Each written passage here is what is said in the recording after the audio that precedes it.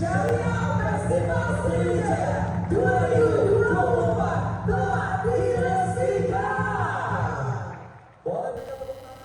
Dalam sambutannya di acara Syariah Festival Sriwijaya 2024 yang diselenggarakan Bank Indonesia Perwakilan Sumatera Selatan, pemerintah Sumatera Selatan menyiapkan 1000 sertifikasi halal secara gratis bagi usaha mikro, kecil, dan menengah.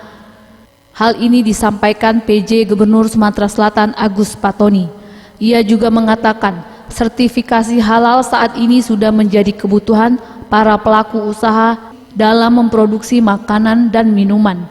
Selanjutnya, pemerintah Provinsi Sumatera Selatan akan terus berkoordinasi dan berkolaborasi dengan Bank Indonesia, perbankan syariah, instansi, lembaga terkait, akademisi, praktisi, serta penggiat ekonomi dan keuangan syariah untuk terus mendorong mengembangkan ekonomi dan keuangan syariah di bumi Sriwijaya.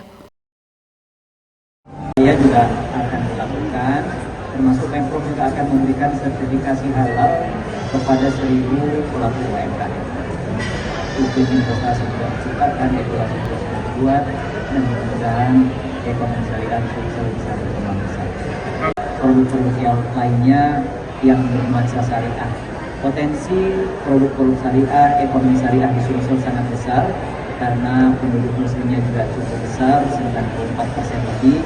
Ini merupakan pasar bagi ekonomi syariah yang ada di Sumatera Selatan.